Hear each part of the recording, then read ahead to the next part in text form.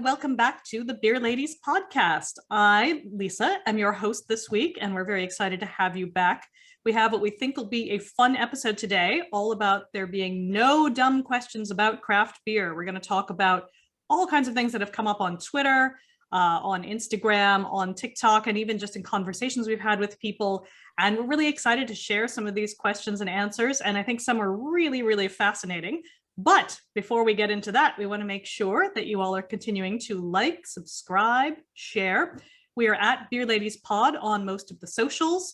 And I think, Tandy, we may also show off your TikTok in the show notes too, in case people are not subscribed, because I think we got some really good questions from that. But before we dive in, I want to say I have Katie and Tandy here this week, and I want to find out what they are drinking. So Katie, let's start with you. I am drinking Fru Kolsch, which is a lovely beer for a Sunday, I think. And of course, a Kolsch is a beer that's brewed in Cologne in Germany. So if you're not from Cologne in Germany, I believe you have to say it's a Kolsch style rather than a Kolsch. Very good. So is that true? Is that a stupid question about craft beer? Not at all a stupid question. It's a very good question though about, does it count as a what's the word, protected like appellations or yeah. Oh, see, we're diving in already. And Tandy, how about yourself? What have you got? So I've gone completely the opposite end of where you went, Katie. I've got a bourbon barrel-aged imperial stout from Wicklow Wolf. So I'm doing Pointy Shoes 2021. I'm just showing the camera there. And what was really nice was that I got it in a box with the 2020 version. So you could, if you were fancy, you could do a vertical tasting. But actually, I bought it for this glass. So there it is. Matching glassware for once. It makes me very happy. And I don't know how I feel about imperial stouts recently. Like lately, they're just too much for me. But why not? It's a Sunday, and I've got nothing better to do. So let's drink a big one. Yeah, I feel like I like one every now and again, but they wouldn't be my go-to.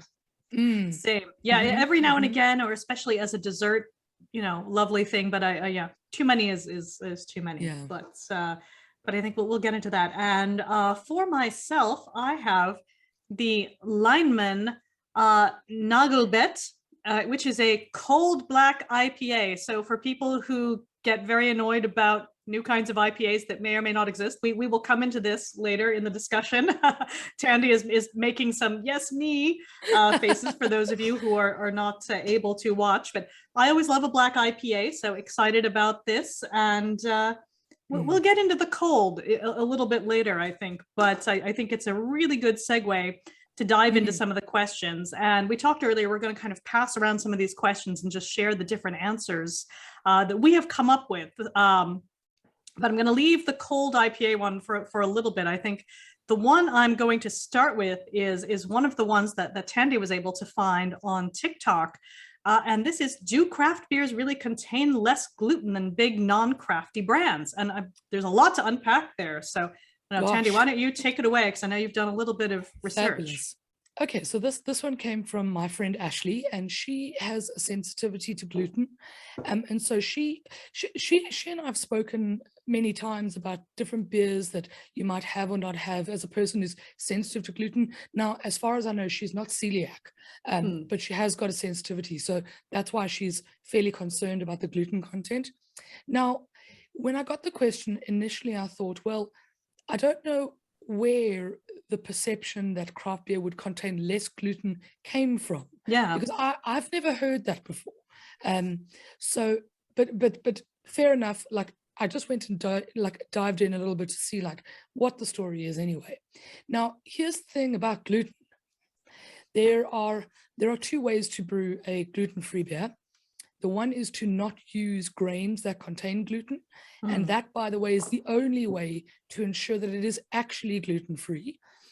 So those sorts of grains are rice, millet, sorghum. There's a few others, but those are the most well-known ones. And I mean, if you'll listen back a few episodes, Jessie from Queza was talking about brewing with sorghum, because it's a well-known and well-used ingredient in different African countries for brewing. So if you happen to find beers with rice, millet, sorghum as their as their ingredient set, then you're onto a winner. But most of the time, people are not doing that. Most of the time, brewers are using an enzyme that breaks down the gluten, which is just a protein, but they break it down into small enough parts that they're not supposed to affect you in the same way. But what you'll see is that even if a beer is labeled gluten-free, there's generally still a warning of gluten as an allergy. It's because you can't completely denature the gluten. You're just breaking it down into tiny, tiny, tiny bits. It almost deactivates it. But you know, that's the sort of layman's, I guess, way of saying it. There are, however, sorry, Katie, I know you want to speak there. There are, however, better or worse beers for you if you are gluten intolerant. So the absolute worst beer that you can drink as someone who doesn't enjoy gluten or can't handle it is anything with wheat. So wheat beers are your absolute worst. No Weiss beers for you. Not many Saisons, I'm afraid. You know, there's going to be a lot of styles, and I'd be very careful because a lot of people, even with New England IPAs, tend to use a bit of wheat in the beers. So be very careful of wheat. That being said, things like lagers, IPAs, even stouts, they don't always contain the right levels of any grain to really trigger it as badly as what something like a wheat beer would do. So if you can find a gluten-free beer, do it. Be careful with it still, but it's not a thing between commercial and craft. It comes down to the ingredients. And the other last final point on this one was that in commercial breweries where it's typically lagers, you know, if we're talking about our Heinekens and Carlsbergs and things, there is a large part of the grain bill that is not made up of just barley. So often it's made up with corn or with rice. And what that does is it thins the body, and it also has the secondary effect of not having as much gluten in it. So you're almost more on the safe side to stick with the commercial macro lagers than what you are with a craft lager, because generally in craft brewers or breweries, you're looking at barley as 100% of your malt bill, as opposed to using rice or corn. Some people will add oats, but that doesn't help the gluten content. So there is that. Yeah, so my question on that was the enzyme that the brewers add, that wasn't specifically, right, to reduce gluten. It happened to be a byproduct of, they added the enzyme for other reasons, I think to like clarify the beer, to reduce haziness. And it was like, oh, look, the side effect is that it affects people who have gluten intolerances less. So it wasn't like it was done on purpose, which I kind of found that was really interesting. Today I learned.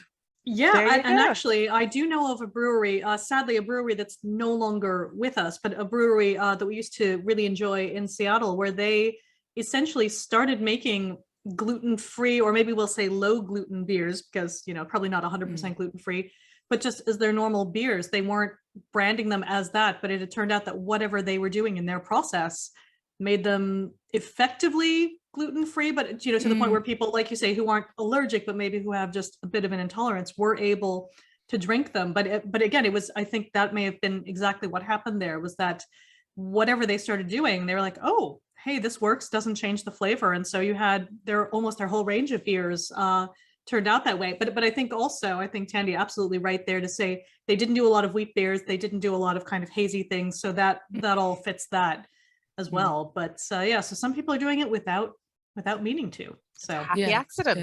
Yeah. Exactly. Happy and there are some breweries that focus on gluten-free beers, but not many. And Ashley, my friend who asked this, is in the UK, and to be honest, I don't know of any specifically in the UK, but I bet there are.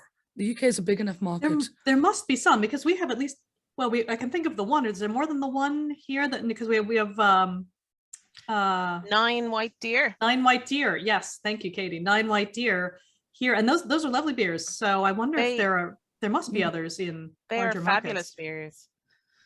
I know Larkin's have a gluten-free beer, but I don't know if on the label it's properly gluten-free or it's accidentally gluten-free. You know what I mean? Right. Yeah. Now that we've discovered that's, you know, a possibility to be surprised. You know, Wicklow Wolf also They've got a gluten-free lager, I think. But again, it may be gluten-free by design, or it may be by accident, or it may just be low gluten. So just be careful. Just be careful with the labels. And if you are sensitive, by far the best style is lager. So regardless of whether it's craft or commercial, that's your best bet anyway. Yeah, good pro tips. Excellent. Good stuff, Tandy. Katie, do you want to go ahead and dive in with the question, and we'll see what kind of answers we've got for it? Okay, let me get the list up. Oh, this is one that I don't really know the answer to, so I'm hoping you guys do. So this was another question on Tandy's TikTok, and it was stuck fermentation, how to kickstart. Sometimes nothing works.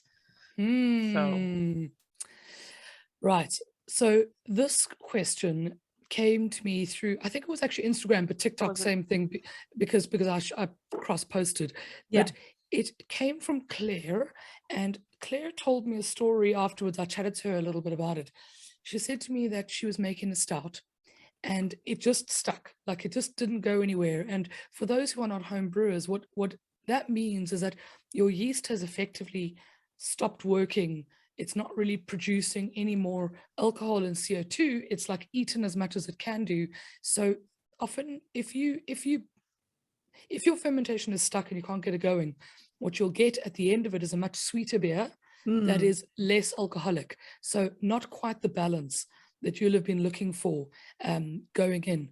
And she said that in the end, it's funny because I think this is very pragmatic, but she said in the end, they bottled it and called it a table stout. And I thought like what a great concept. It's stuck at 3.8% instead of 4.5. And she tried all the different things. And I think it's useful to go through what the different things are that you can do. So with a stuck fermentation, the first one is to make sure that you've actually done a reading at the beginning of your fermentation. So what comes out often, and this is not to Claire's case is completely separate, but what often happens is that people don't really measure their beer before putting it into the fermenter and letting it go. And if your efficiency during brewing was slightly under or slightly over, it can affect your perception of whether your fermentation is stuck, which leads on to the second thing. Your airlock is not the indicator of whether fermentation is happening. And people get very panicky in the homebrew communities about not seeing activity. Yeah, when it's not going airlock. Bloop, bloop. Yeah, it just makes you feel good to see that. Absolutely. It does. It makes you feel good to see it, but it doesn't mean that the yeast isn't at work. The only reliable way to know whether your beer is fermenting is to be taking gravity readings at different times. So let's say a couple of days in, if it's not visibly fermenting, or a week in, and then you can adjust from there. But let's say everything has been done correctly, as in you've got the correct OG going in, that's your original gravity. You've got the right temperature, because that's a really big one. Yeast, specifically ale yeasts, like different kinds of temperatures, tend to be warmer. And the biggest advice you can give to someone with a stuck fermentation is to warm your beer up. That's absolutely the biggest one. Often yeast just goes a bit dormant when it feels too cold, and unless you're measuring really accurately what your temperature is, you won't always know. Your house might feel warm, but then it's only at 18 degrees, whereas your ale yeast, some of them like to be up above 22, and 4 degrees can make a really big difference. Even 2 degrees can make a very big difference. So the first bit of advice is check your temperature, and when in doubt, warm it up. Then the second is you can't always prevent it, but to potentially pitch some more healthy yeast. There's ways to do this. So you might get another sachet if you're using a dried yeast, or a liquid yeast. Get another liquid yeast and sort of toss it right in there, sanitize everything to give it more sort of activity. So you might do that. You might even, before doing that, what you could do is rack off your beer into another container, another demijohn or another bucket that has got a healthy yeast starter or a bit of healthy yeast in it. Because what sometimes can happen is that your yeast has worked as hard as it can. Maybe that packet was a little bit of a dud. These things happen. So you might want to just get it off of that old yeast at the risk of not adding too much oxygen to your beer, but get it off the old yeast, pitch some new yeast, keep it warm, and rouse it a little bit. Now, people will go, Tandy's oxygen in beer. Don't tell people this. but the thing is, to get the yeast to go, sometimes you need to get it back in the suspension. So some yeasts like to flocculate very well. So especially English ale yeasts, they tend to grab onto stuff that's the proteins and everything in the beer, and then they drop right to the bottom.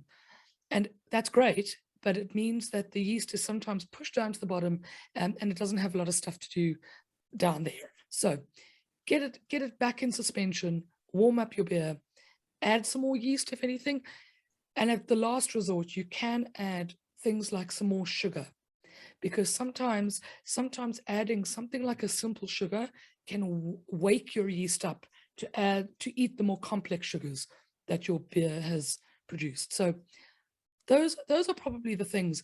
Now, I did laugh at Claire because she said that she tried everything and it just didn't work. So she bottled it and made it so. And you know what? That's also fine. Like, brewing is that's not a bad last resort. If you're like, this is a table stout. Hey, you know, we are all creating new styles every day. All good. There it is. And I thought the idea of a table stout is actually very funny. Yeah, very funny. Exactly. All the beer nerds are like, I see what you did there. That's great. Very excellent. Cute. So I'm going to dive in with another question I thought was so interesting, and that I have opinions about with a big capital O. So this was from Ben Park, who's at Ben Dovage on Twitter. And he said, why do most Irish breweries not include the city town they're from on their merch? As a tourist, I love bragging that I visited somewhere by wearing something from the area, something obvious, somewhere obvious like Galway Bay, but others not as much, like Wicklow Wolf, again, unless you're, local. And I thought this was a fantastic question. I mean, my follow-up question is also, and where's all your women's fit merch? But that's, separate question. But I thought this was a really interesting question. And I wonder if it's because the market tends to feel very domestic and it's not even kind of thinking people are coming from abroad to try beers. But at the same time, I feel like it is such a draw. Like you'll see hotel bars and so on will have a lot of local beers on because people want to see it, maybe in a way that you don't necessarily see in your local pub. So I don't know, Katie, I'll go to you first to see if you have any thoughts on this, because I feel like we won't know, but maybe we can put some ideas out there into the universe. Yeah, I don't know. I don't know the answer to this at all. And I'm trying to think of like other merch that I have bought abroad. Has it always had the city name? A lot of it does. Some of it doesn't. Like something big like Hofbrauhaus will have Bayern, will have Munich, on it. And some of them are obvious like that. Yeah. Definitely. Yeah. But I'm like, so for me, Wicklow Wolf, it's obvious that it's Wicklow. But for a tourist who doesn't know Ireland, Wicklow Wolf is the name of the brewery, and it doesn't really say that this is Irish. It doesn't say Wicklow Wolf Ireland on it. And it's like, it's hard. How do they advertise it and sell it? So I probably can't answer the question right, but I find that there is an interesting parallel as a non-American, but to American breweries or companies or just people in general who will identify with their state more than the country. And so imagine now, Lisa, I don't even actually know where you're from, to be honest. But like, is it Pennsylvania? So I'm from so many places. Yeah, I know you're from everywhere. But if somebody lived in, I don't know, Oregon, you'd almost hear Oregon and not USA before that. And I wonder if we don't suffer from a little bit of the same thing. It's like that assumption that everybody knows the geography and everybody knows the layout, and it's not really catered towards being explorative and finding out more and finding out where things are. But it's a really good question, and I'd love to see people naming it more, and not just Dublin or not just Wicklow, but Dublin, Ireland, Wicklow, Ireland, because it's so contextual, isn't it? Yeah. But proudly brewed in Ireland or proudly brewed in Wicklow, Ireland on a little logo or something would be. And I could think I do even have and this is from several years ago now, I have a t-shirt from the beer market, so Galway Bay pub, and it just says beer market. It doesn't say Dublin, it doesn't, which in retrospect, again, it's sort of assuming all of these things, which is really interesting. Whereas if it had been, you know, something where it doesn't even have the Galway Bay branding on it, it's just the beer market. I'm so wondering, you know, it's like, if you know, you know, I guess. But I'm wondering if this is so that like beer nerds can pick themselves out, like can pick out fellow beer nerds in a crowd, and it's like, oh, I know what that logo means, so therefore. Yeah, that is, and maybe that's it. Maybe it is that if you know, you know, and it's just like this shorthand, or, you know, sort of nerding away. And then I think there are others where, you know, they're so Irish you can't help but know. But like the Rascals, you know, how they go all in on like the sort of Father Ted themed branding, the, you know, I hear you're a rascal now, Father. Like, again, it couldn't be anything else. But even that, like, if you're slightly younger than us, that may not mean anything to you. So it's even I've watched probably most of Father Ted, but I watched it as a kid, and I don't pick up the references all the time. But and I do actually find that, not just here, but I do find it here quite a lot, but marketing and targeting is like hyper local. It's not even countrywide. It's like just this town or village needs to know about this, and that's really interesting to me. And I don't know if it's an Irish thing specifically, to be fair, but obviously we're all here, so we notice it. And I think in some cases, oh no, absolutely, I think in some cases it totally makes sense, but they do play it up. So certainly like Valley Kilcavan really is like, we are in County Laois, we are, you know, we are here. But they're one of the few I can think of that really says, you know, this is where we are, this is us. And obviously there's probably a lot of reasons for that, but yeah, it's really, really interesting to unpack as a tourist, and as someone who likes buying, you know, all my beer merch. It is nice to be like, I got that over there, and you know, there's something to be said for it. And just on the merch, I'm going to take a little side note for a moment to say, we have some merch now, guys. Check out our merch shop. Thank you, Tandy, for getting it to happen. But you will be seeing us taking pictures in our merch in the next you know, a few days, weeks, months, and you may even see us at festivals in our merch over the coming days, weeks, months, because that is a thing that happens again now. So we do have some festival stuff coming up, or in the backlog, depending on when you're listening to this. So again, just a little aside there. So I'm sure we'll put our merch shop there into the show notes. So I think that's a great idea. I would love to see some of you out and about wearing Beer Ladies merch. That'd be so fun. We would. Okay, and actually, Tandy, have a question. Over to you. Right, yeah. So this was one that came from Tori. She is Adventures in Optimism, which is one of my favorite usernames that I've ever seen in my whole life. But she is one half of the Women's Brew podcast with our friend Joanne, who was on the podcast a little while ago. And speaking of sort of brewery names and things, she asks, are there any lesser known, more local breweries to you that you want people to check out if they can? That is such a good question. I love this question because it is actually now about how local can you go. And I mean, I've got one or two on my list, but Katie, who do you nominate for breweries that people check out if they're here? Breweries, I definitely have to say Crew in Limerick. Have I stolen anyone's answer there? They're so good. You stole one of mine, but yes, totally worth it. Totally worth it. And like, they don't distribute, as far as I'm aware. You can only, if you can get your crowlers there to take away, but they brew lovely beers. Their whole the environment and the ambience, it just feels like such a welcoming place. The staff are always so nice. It's very dog friendly, you know. They don't do food there, but they have a deal with a local pizza shop, and I can't wait to go back again. Big hearts for Crew. We love Crew. Yeah, definitely. Going there in a couple weeks, so yay. Oh, so much love for Crew. Lisa, any recommendations from you?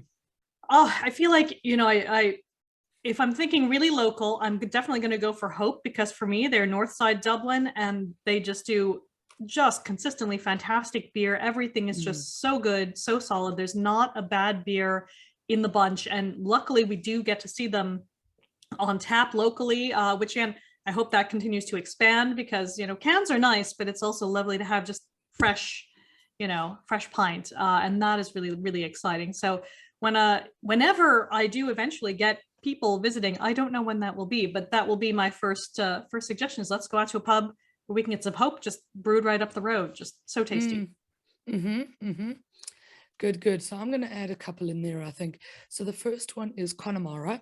So we had Anya from Connemara on back in, I think, season 1, and I was blown away by the story and by everything that Connemara has been doing. But genuinely, the beer, there's only 2 beers at the moment. There is a lager and an ale. But that lager, oh, so good. Oh my gosh, so good. So those 2, like, I'd recommend in an absolute heartbeat. So would love to see more people know a bit more about Connemara. The other is also heading towards the West Coast, but Meskin. Meskin being Ireland's only Belgian-focused brewery. And I think that they get it right a lot of the time. But what I appreciate is they're very, very small. And they experiment a lot, and they're trying to, put a bit of an Irish twist on Belgian styles and make things happen. And actually, recently this week, I think they've done a collab with Wicklow Wolf. So I'd love to see how that comes out, and that'll be really good. And there was one more, but I've probably forgotten now. It is what it is. If it comes back to you, it comes back to you. Well, I'll throw in my other 2 that I think are really important for people to know of if they're not local. First of all, Ballykilcavan again, just because, again, consistently fantastic beers. I love how they've tied it in just with, the story of this farm being in the family for all these generations. And it is just really, really, really good beer. And I think then kind of taking Meskin as an inspiration, but going a little bit left field, Canvas as well, where they're doing everything effectively off the grid, and just, such a great story there too. Yes, Canvas, and one more is Wide Street, only because sort of mixed fermentation and a little bit of wild stuff excites me tremendously. So I'll give them absolutely a shout out. And I heard that they announced a Wild Beer Festival is going to be happening in Ireland. So yeah, I'll be June. I'll be steering clear of that one, but I'm sure you'll enjoy it. I will be there. I'll be first in line for everything. Yeah, absolutely. Okay. That's a great lovely question though. Yeah, thank you, Tori, for that question. And we might just go one after the other, because the second half of a women's brew also gave us a question. So thank you, Joanne. What is your favorite nugget of beer history? And that felt designed for Lisa, to be fair. Such an interesting question, and I'm not even sure. I feel like I have so many different ones, but I feel like I start going through all those things like, times when people have been killed by beer floods and, things like that, which are tragic and awful, but so interesting. And to think about the role of beer's kind of social history there. But, those are the things that kind of come to mind, sort of top of mind. But I think a lot of the stuff I get excited about, some of the kind of nerdy scientific stuff. So just thinking about like the work that happened at, at the Carlsberg lab to figure out things, like sort of pasteurization, yeast, like all of these things that are, again, like very small, but so important, and just, taking up or should really take up just kind of so much real estate, if you like, from a historic perspective. So I'm just really fascinated by the whole story of kind of the discovery of yeast and how that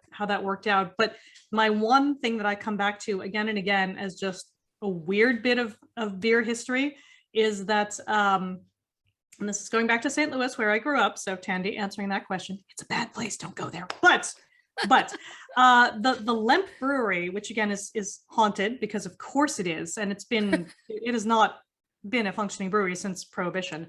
So a very, very long time. But one of the owners, because he hated people, basically had a tunnel underneath from his house to the brewery where he could just walk through. So he never had to meet other humans on his way to work. But also he had a ballroom, a swimming pool, all of these things down in the caves that were originally used for lagering, but it were eventually for him to just kind of be a misanthrope and not see people. But you have to kind of respect that. So that's awesome. There's a lot of brewing history like sort of wrapped up in that. But to me, I'm like, dude hated people, so he built a swimming pool and all these things, basically underneath his brewery. And that if that's not living your best life, like, what is? Mad respect. That's cool. And ghosts, of course, but yeah, I don't know. I still learn every time we've done a podcast about history and the archaeology of finding things out that were directly linked to beer making is every time Lisa or Christina brings something up, I'm like, wow, this is crazy. This is amazing. But yeah, no, there's so many things that we learn. But I mean, I think what really struck me now recently was in our industrialization episode a couple of weeks back, there are so many scientific standards today that came out of beer. And Absolutely. that's cool. That's really cool to me. So that's where I sit. And I think in that episode, I mentioned about the students' t-test. So for anyone who has done statistics in university like me, William Seeley Gossett developed the students' t-test while he was working in Guinness, in the Guinness brewery. And this is you know, the standard in statistics when you're trying to compare something to something else is you do a t-test and you get your p-value and you work it out. And I just think it's fascinating that it was developed by a brewer trying to figure out, oh, if I use grain from this farmer and grain from that farmer, are they going to give me the same results? And I just find it fascinating. Absolutely. And that, I think that goes back to my thing about yeast too. And as you know, so many of these things that are just part of everyday science that we don't even think about are, you know, come from beer and brewing, and you know, all good. I don't know, Katie, how about you? Do you have a question at hand? Let's have a look. Well, I asked a question on the Twitter myself because this was one that I didn't know the answer to. Let me see. Oh yeah, cold. So I've seen some cold IPAs advertised lately, and I know Lisa is drinking a cold BIPA, black IPA, and I'm just like, what exactly is a cold IPA? Is it someone just sticking an IPA label on something so that it'll sell better? Is a cold IPA a real style, or is it like an IPL? Is it I don't know.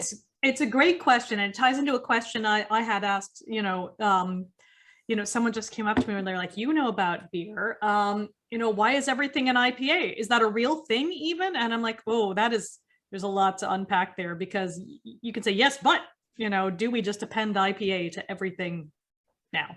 And I wrote a bit on that on my blog that's no one cared about, but maybe if we put it in the show notes, people will be like, hey, you were onto something there. But we'll circle back to the cold IPA first, because I did, again, I am drinking this, and it is a really, really nice beer.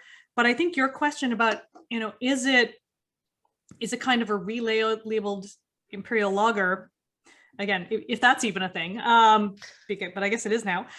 It's interesting because it does have a very like clean, almost lagery finish, but it's still roasty and West Coasty, which again rhymes. I didn't mean to make it rhyme, but you did. You had all that planned, Lisa. I know. But Tandy, you look like you want to say something, because I got notes. But okay. The thing is, I might now be stepping on your notes, but here's what I've been able to glean, because Katie, when you asked that question, I didn't know what that was. And I was like, I've never heard of this. Why don't I know about this? I feel so left out. but then again, I should literally be last in line for any new IPAs, because I get so annoyed with all the IPA varieties because they're dumb. Anyway, so this is one of them. How do you really feel? Yeah. So this is one of them that I'm going to probably feel is dumb, but I haven't tried one yet, so I'll be open-minded.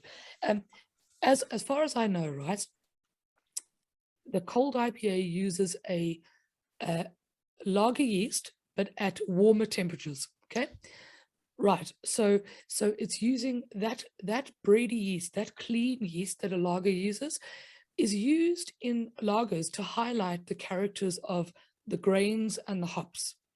So the idea behind the cold IPA is to use that yeast so that you can really get, quote unquote, the full power of the hops in the beer, unquote. But I'm going to say, if it's a lager yeast, right, I get that. But if it's still brewed at a warm temperature, how is it a cold IPA? If you're just listening, you guys, Tandy is making amazing hand gestures. It is, I'm gesticulating out of pure frustration, because guys, I'm all on board for people creating new styles. Like, I think it's amazing, and that we should always evolve, and there's always going to be like new taxonomies and things that evolve. But this just seems like a very, very weak distinction for me, because So the distinction apparently is between an IPL, so an Imperial Pale Lager, which is all the ingredients of an IPA except a lager yeast and at lager temperatures. Now we've got cold IPA, which is all the ingredients of an IPA except that the lager yeast is fermented warmer. Come on, come on. Did it really need its own name? I don't know. Did it exactly? Did it? And a need its own misleading name? It's confusing. You see now, opinions, but this smacks to me of, and I think that this was actually developed in the Pacific Northwest specifically. Yeah, or Oregon originally. We'll link to it in the show notes. Yeah. And it smacks to me of needing something new as opposed to something that is actually distinct that we want to name. But again, I'm going to try and remain open-minded and try and actually taste one. But the idea behind it is that then, because of the lager yeast, it's going to showcase the hop character and the malt character in a cleaner way than what an ale yeast would do. But because you're fermenting a lager yeast at warmer temperatures, I don't see how there's not going to be some kind of flavors imparted by I don't know, maybe I'm wrong. It's definitely very clean, this one in particular, the lineman one. Like I would absolutely say clean in the way you would think of with a lot of lagers, but very hoppy. But it's also funny because I had the other day the Whiplash True Love Waits, which is a dry hopped Pilsner. That was very hoppy, but also had like a very, Pilsner character. So I really enjoyed it, but it was are they playing in the same muchness in some place? Yeah. And again, and I know we were talking before we started about, Brut IPA, that happened for a hot second and then seemed to, disappear completely. So I don't know, maybe that should be a challenge to our listeners to say, folks, is there an adjective you want to put before IPA and just see what happens? Go for it. It would be a fun game. It's like, pick an adjective, make a bingo card, and let's actually see which ones have been done. Oh, I like that. Okay, so folks, gauntlet is thrown. Go out there and make the craziest blank IPA you can. IPA bingo game has begun, and we'll do it Squid Game style. Let's go. Brilliant. Okay, so Tandy, over to you. Another question. What you got? What's in the hopper, as it were? Okay, so that's an interesting one. So right, from the lads at Snugcast. We love you, lads. We love you too. All the things. And actually, they asked separately before I asked this. They asked about after our judging episode that went live. It's now a week ago. So, they asked how it went. It went very well. I was up in Dundalk. I've never been there before. Yeah, and it's a lovely town. Like, it's very pretty. And it was a bit of a small brewing competition, and it was about 25 beers. So we had 3 or 4 tables like amongst us. My beers that I judged alongside a more experienced judge were the fruits, the wheats, and the sours, and that was really good for me, like good practice. And of the 5 beers judged, not one of them was the same style, so that was really interesting. Yes. Yeah. As opposed to having 5 or 6 of the same VIT or the same IPA. So I was very happy with the table that I was placed at. We had a great time judging. I used all that I'd learned during the judging exam and stuff, and I'm still waiting for my exam results, but we'll get there. But anyway, just to the lads at Snugcast, it went really, really well. Thank you for asking. But their question actually is, why are some styles far more palatable when you begin your craft beer journey, in quotes, and why do others supersede them as you progress? It is such a good question. Exactly, such a good question. Absolutely. Lisa, and you've got lots to say.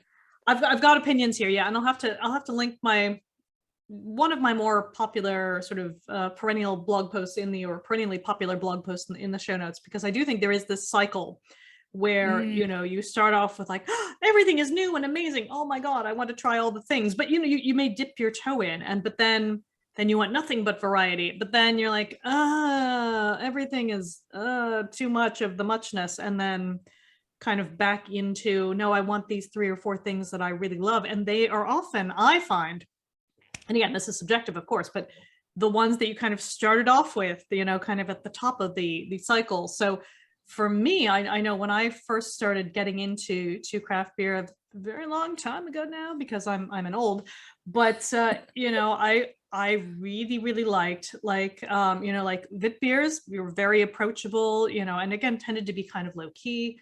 I loved a good brown ale. I loved a good mild. IPAs I thought were very bitter at that point because, you know, you're just not exposed to them. And again, there's been a whole separate discussion on beer Twitter, which like, are IPAs less bitter now? Maybe, maybe not. You know, it's again, what is an IPA? It's all, or have we gotten used to them? right, exactly. Yeah. All up for grabs at this point. But it's interesting. And I was going back and looking through some old books too.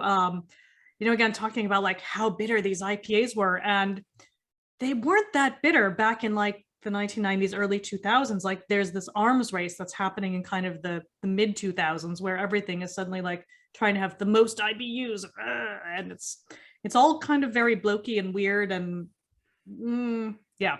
But that said, like I feel like I got really into, you know, those West Coast IPAs after having kind of things that tended to be a little sweeter, a little softer. And again, thinking like mouthfeel specifically as a thing.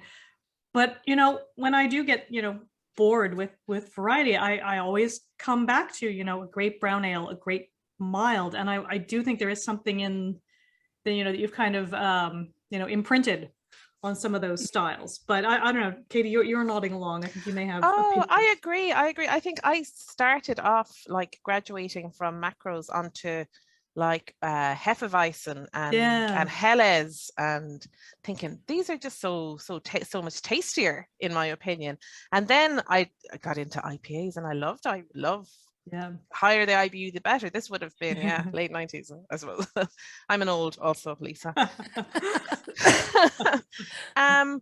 But yeah, it's like sometimes you just look at the selection in a store and you're like, oh, I'm just gonna go now and get some nice Hefeweizen and sit down and relax. And is it I'm getting older and I just like familiar things in my old age and my dotage? And then, you know, every now and again something will take on me and I'll be like, oh, I'm gonna order all the styles and try them all. And I do think that your palate emerges as you get older, and you can see this.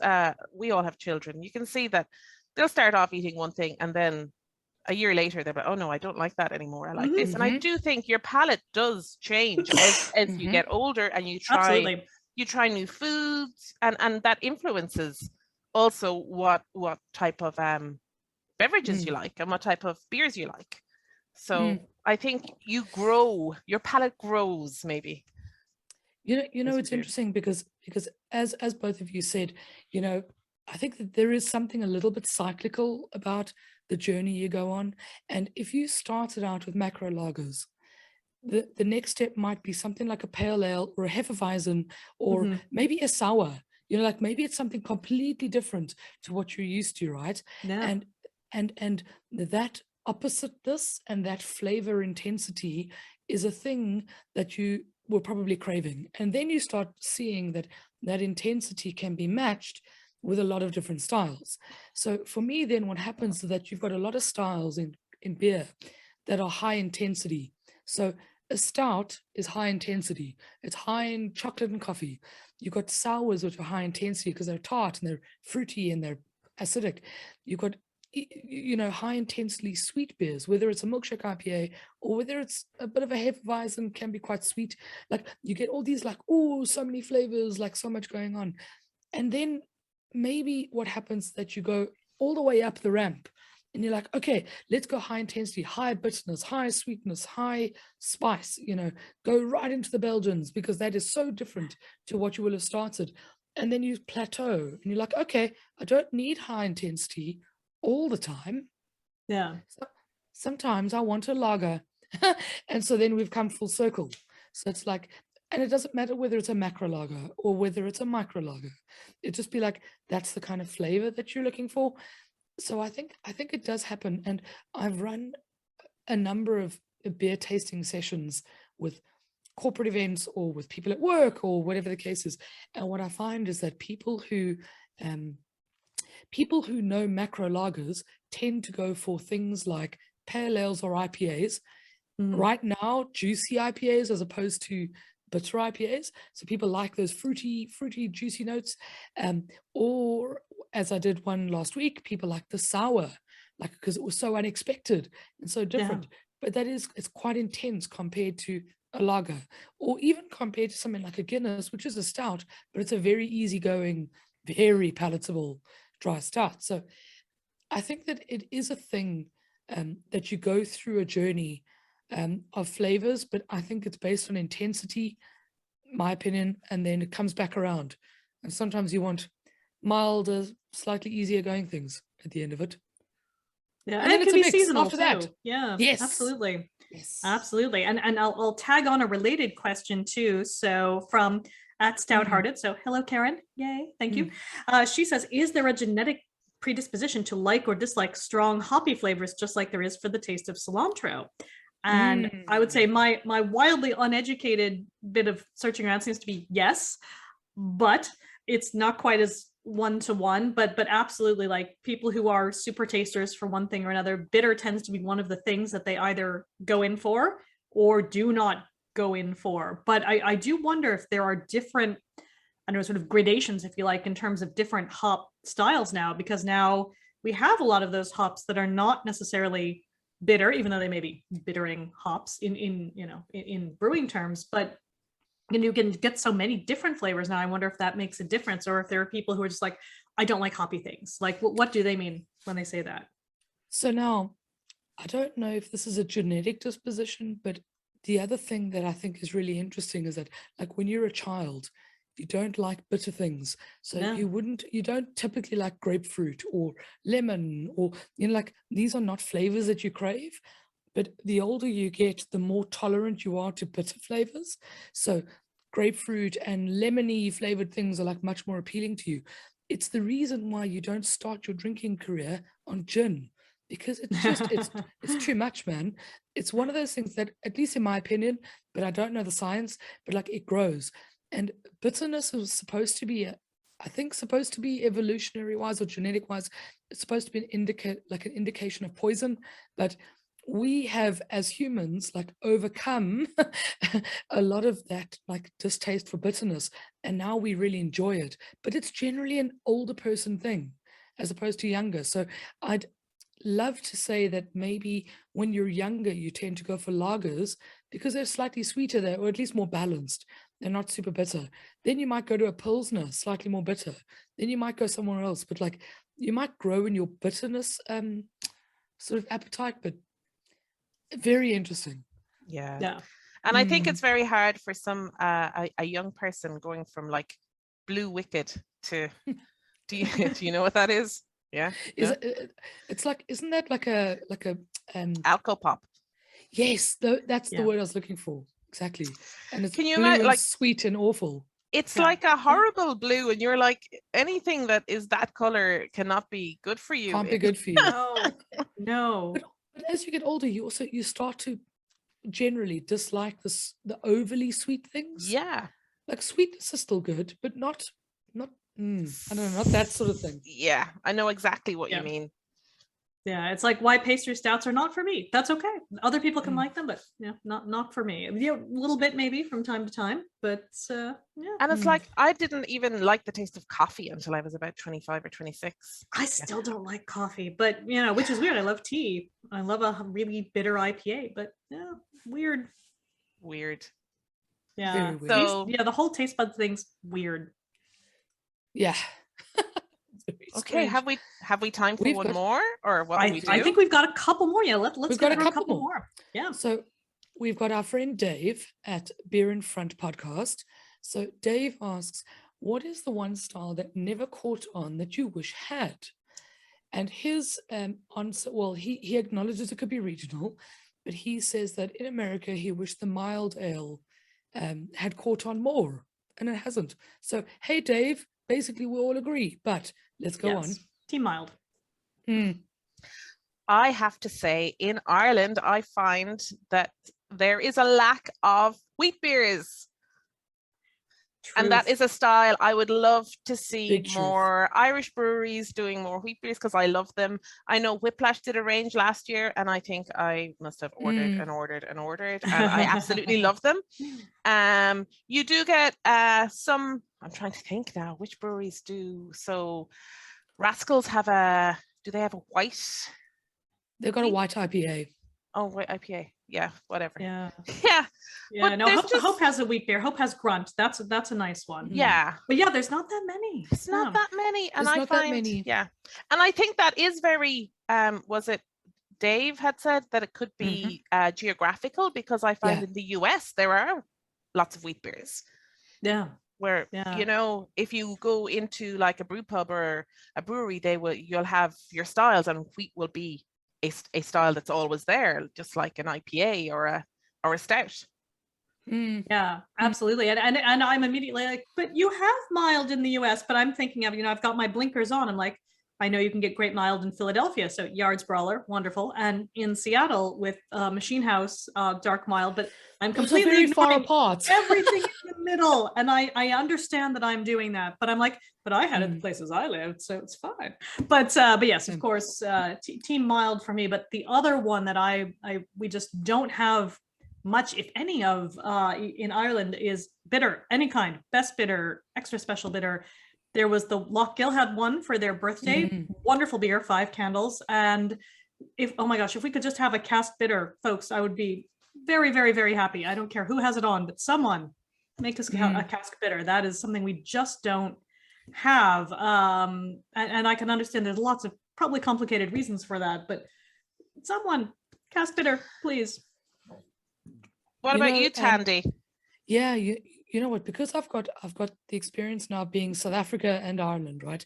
And in South Africa, the way the craft brewers started was that they had this like core range of the same 5 beers, and it was basically something like a wheat beer, so like a Weiss or a Wit, something like a red beer, so either an amber ale or a red ale. It might have gone that way. Then there'd be generally a pale ale, an IPA, and a stout, and then the bigger, or the guys who are playing around more might have lagers or pilsners alongside and all the things. So I feel like when I moved here, all the breweries had like 15 different IPAs and pale ales, but nothing of anything else. And I was like, what? Like, I just want to taste your version of a Weiss or your version of a red ale. And so actually, like, absolutely team mild, absolutely team brown ale, but wheat beers, 100%. I'm all in for those. Red ales as well. I think that they're tragically underappreciated. And whether they are more in the lines of amber ales, so slightly hoppier, or more in the mild, like in the line of drier Irish style red ales, I think they're so underdone. I'd love to see more. Yeah, and also actually bitters, Lisa. I love bitters. They're great. They're super great. So yep, all for those. Yeah, and it's strange because like our neighbors across the Irish Sea have bitters everywhere. It's a staple, you know. And it's like, I always think it's because of that. I actually think it's because of the inherent historical feudness of it, that nobody wants to acknowledge those are great beer styles. They are great beer styles. Yeah. And there used to be a lot of Irish bitters. If you look at historical ads and things like that, I know there are people out there doing great work to say, hey, these existed, but they vanished. So absolutely. So I think I have another one here, and I don't know if we have time for one after this, but there are multiple questions in this one. So this is from @MadScientist with a 13 in the middle for IS. A lot of different questions here. So we'll see how many we get through, but favorite drinking game, favorite drinking song, and personal guidelines for getting in the rounds without getting utterly banjaxed. So important pro tip. So Katie, you want to lead off here. I am like, drink water, have water there all the time, even if you're not actively drinking on it, sip on it, just water works. It's a great idea. Such a smart point. Yeah, if you can alternate pint of water, all good. And I think now that we have more non-alcoholic options here, like if you want to alternate, get in a Guinness Zero, in there. But my pro tip for like going to a festival or things like that is breakfast sandwich before you go. Doesn't matter what time of day you go, but having that, the bacon, the eggs, ideally the avocado too, if you can get it, that mix of carbs and fat and protein, that will help set you up and, keep you going. But water is key. Absolutely. Okay, you guys are way too good and way too boring. So, so I had a tip from a friend recently, and actually I think it works pretty well. She reckons, and she drinks a lot. Hi Z, if you ever listen, but she reckons that if you take some activated charcoal before you go to bed, don't take painkillers or anything, just take activated charcoal. It's supposed to kind of absorb all the gunk and then pass it through you. You will wake up with, let's say, less of a hangover. Not interesting. You're not completely free, but I've tried it a few times, and for one, it takes a little bit of effort to remember to do it, but it's less effort than it is to remember to drink water along the way. So I'll go with that one. And if not the activated charcoal, at the least take 2 Panado or Panadol before you go to bed, because you will thank your past self in the morning. Especially if you have to get up for work, right? Yes. Okay.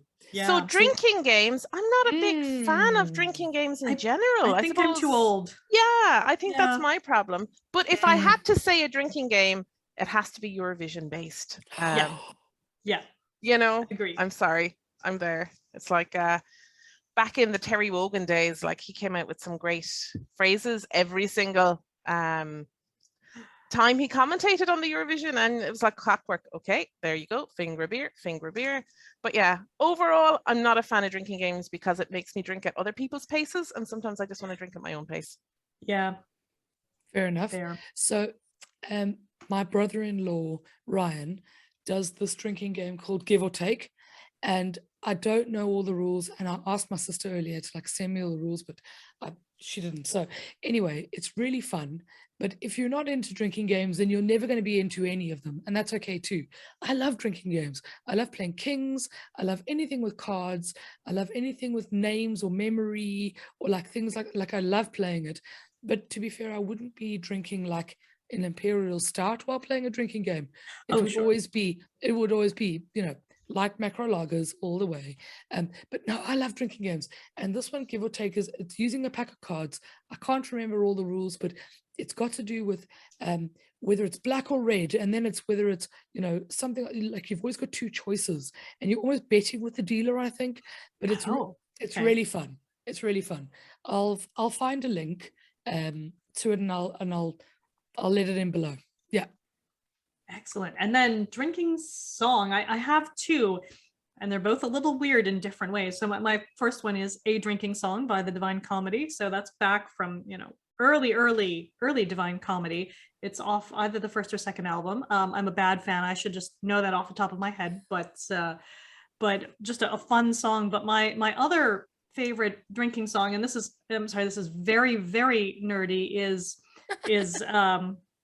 and I know you laugh now, but it gets worse. So it's Drinking Song, or Drink, Drink, Drink from The Student Prince, the Sigmund Romberg operetta from the 1920s, which I'm sure we all love and are all very familiar with. But and I know you guys, if you're just listening, Tandy's making the best faces, like, what is wrong with you, you freak? But it is a great cultured. It is a great song. Operetta is not cultured. This is the thing. Like, people have to get over that idea. It's very cheesy, but it is a fun song. It is just sort of students drinking. It was a hit for Mario Lanza in the 1950s. So again, I'm sure we're all, very au fait with that. But it is a great song. I do encourage people to look it up. There are good modern recordings. You don't have to, listen to one of the old ones. It's a lot of fun. And again, opera can be fun and not just weird and, for rich people. It's not like that. But it's a great song about drinking. So that's awesome. Katie, do you have any favorite drinking songs? It has to be I'm Prosit. Very good. Kite, which you all sing along with the Oompa bands at Oktoberfest. It's a great one. And I don't know that I know many drinking songs outside of that, to be honest. And I feel like we're meant to go through the huge list of Irish drinking songs, but I don't know enough of them. I feel like I had a Clancy Brothers album in the 80s or something, but it's a long time ago. I also I can't think off the top of my head of any particular drinking songs unless they were attached to like sport or attached to like board games or attached to like something else, in which case it doesn't make them a drinking song. It makes them a song that was for fines or for, like just like ways to get people. Well, maybe they were drinking songs. I don't know. But no, that's it. There is one last question, but that's I think the end of it after this one. But it was my sister Nolani who asked on Instagram, and her question came out a little bit butchered initially, but I think the gist of it is there are so many beers out there. How on earth is it possible that there are so many beers, and how do we keep up, and how do we what is the point? and why and beer? Why beer? And for context, my sister doesn't like beer, so so I think she just sees like loads and loads of different breweries and loads of different cans, and why if some brewery makes an IPA, would another brewery also make an IPA?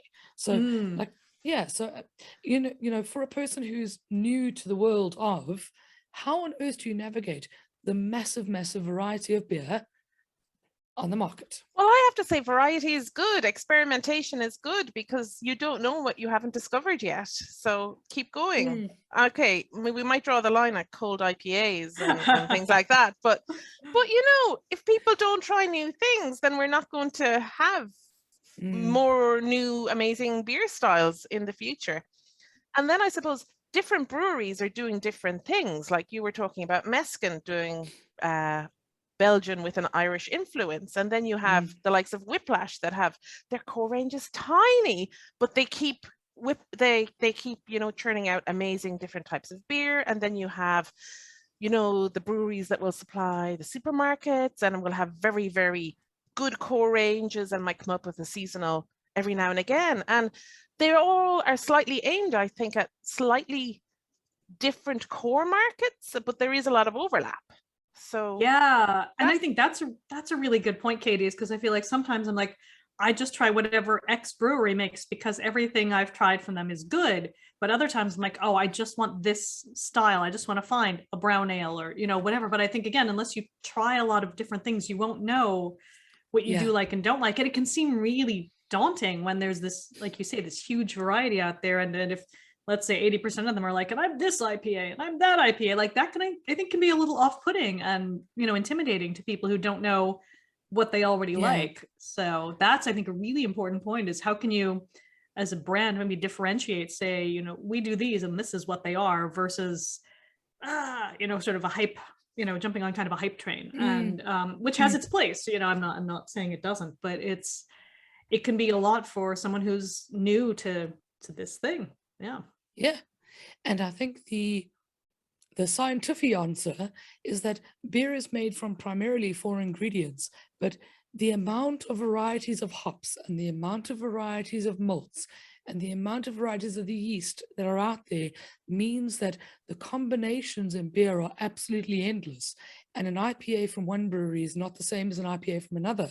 Even a New England IPA with the same hops are not the same as a New England IPA with the same hops from another brewery. So half the fun is in discovering the exact right calibration or like a combination of things that comes from a specific brewery, because there are so many ways to combine the ingredients. And I think that's why we're effectively allowed such a huge variety, because they're all actually quite different. And it's like bread or cheese. Like bread is as very basic ingredients, but breads are so different and so tasty.